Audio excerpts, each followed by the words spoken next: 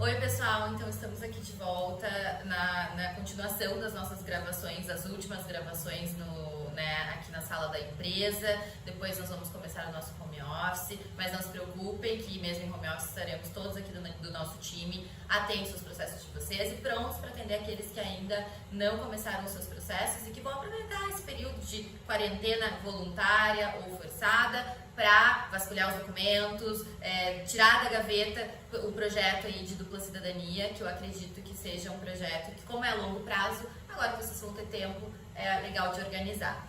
Hoje a gente trouxe um rosto novo aqui no canal, como a gente já tem feito isso aí ao longo dos meses, a Gabriela Fernandes, a nossa especialista em análise de documentos para o reconhecimento das duplas cidadanias, tanto italiana, portuguesa, alemã. Hoje nesse vídeo a gente vai focar bastante em cidadania italiana e portuguesa, porque são as mais recorrentes aqui no escritório e até no Brasil, onde a gente tem a preponderância dessa imigração.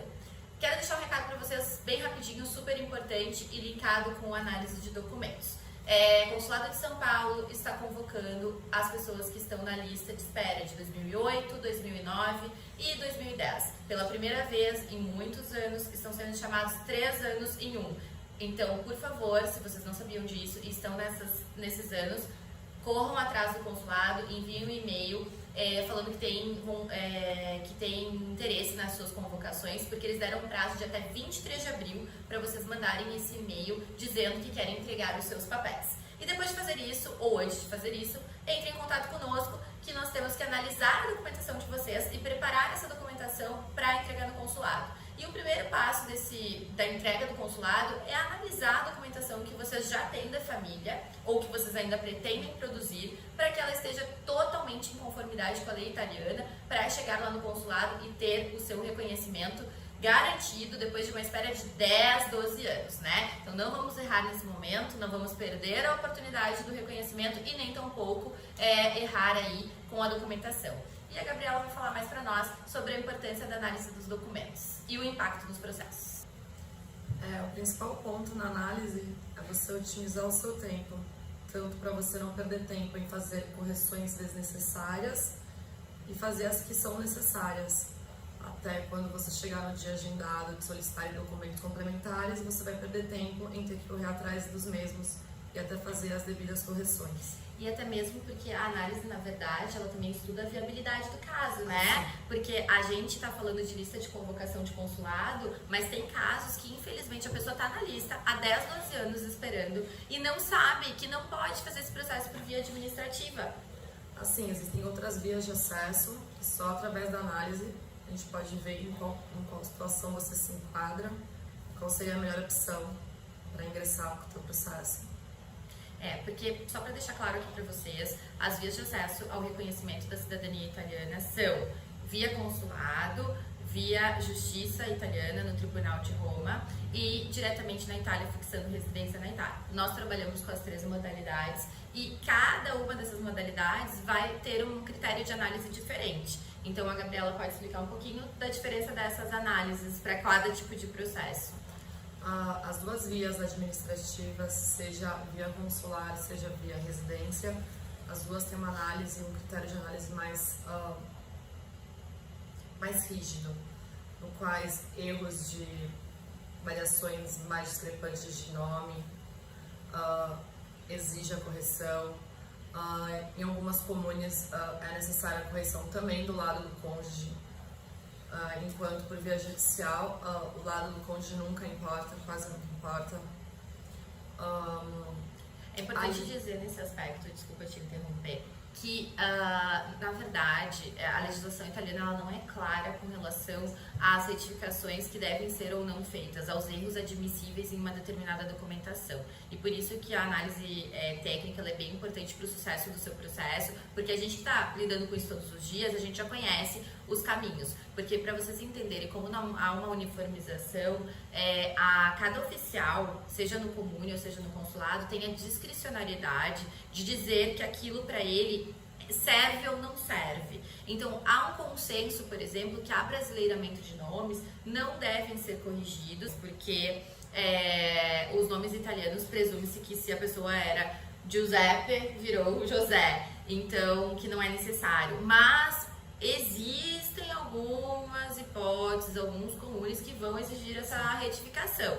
Então, a gente precisa conhecer muito bem o que o nosso cliente quer e onde ele vai aplicar o processo para fazer a melhor análise possível. Justamente por essa essa falta de uniformidade na interpretação dos documentos, né? O Consulado de São Paulo, por exemplo, tem um FAQ no próprio site do consulado, onde ele aponta aquilo que ele aceita. E os abrasileiramentos, se eu não me engano, eles aceitam, né, Gabi? Nas certidões mais antigas não tem esse problema. Eles só pedem as correções que não tenha divergência nas certidões dos requerentes, tá? Seja em questões pequenas como um D, tá numa certidão e não tá em outra, mas em relação aos documentos dos antepassados, já falecidos, isso não é um problema. Também acontece de ter erro de data, né, nesses documentos. Erro de data a gente sempre tem que corrigir, tá? Muitas vezes em óbitos, na parte judicial a gente pode retirar esse documento, já no consulado a gente tem que apresentar todos, então aí varia de caso para caso. Esse é um ponto importante que eu acho legal de explicar para eles. Na verdade, a lei italiana não exige os óbitos, né? A lei italiana ela fala de nascimentos, ela não fala nem do casamento. Então, casamento e óbitos são documentos facultativos no processo de cidadania. Porém, é praxe do consulado cobrar óbitos, apesar de não estar incluído na legislação, e a gente não quer enfrentar o consulado, né? Se a gente tem o documento, a gente não vê essa necessidade de entrar numa briga jurídica com eles, então a gente daí recomenda a apresentação. Se tiver divergência, é mais fácil corrigir. Exatamente. E a outra questão também, os casamentos, como eu falei, são facultativos, e a Gabriela vai saber dizer melhor, que quando a gente não tem o casamento, quais são os critérios para a gente poder fazer esse processo? O casamento, ele legitima o filho, tá? Mas quando não existe o casamento e a pessoa que transmite a cidadania foi o declarante de nascimento, isso não é um problema.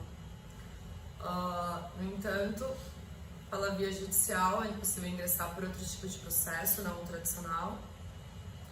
É um processo que chama filho natural, tá? Quando a gente não tem um casamento e o pai ou a mãe dessa criança não são o declarante, a gente fala de um processo de reconhecimento de cidadania por filho natural. Exato, porque se for vivo, conta pra eles o que tem que ser feito. É possível fazer uma escritura pública de reconhecimento de maternidade ou paternidade, por caso, que aí legitima o filho. Isso a gente está falando só ainda no âmbito do processo italiano, tá? A gente vai também pincelar um pouquinho sobre Portugal, que Portugal é bem mais rígido, né, Gabi, com relação a retificações documentais e apresentação de documentos, né? Portugal, pequenas divergências quase nunca passam. E essa questão do casamento em Portugal é muito mais rígido. Se o português não foi declarante do nascimento do filho e não foi casado, isso é um problema. Teria que procurar um documento deste pai no qual ele reconhece essa criança na menoridade. Se for na maioridade, o processo é inviável, não tem como ingressar por direito de sangue. Obrigada, Gabi, por ter nos ajudado.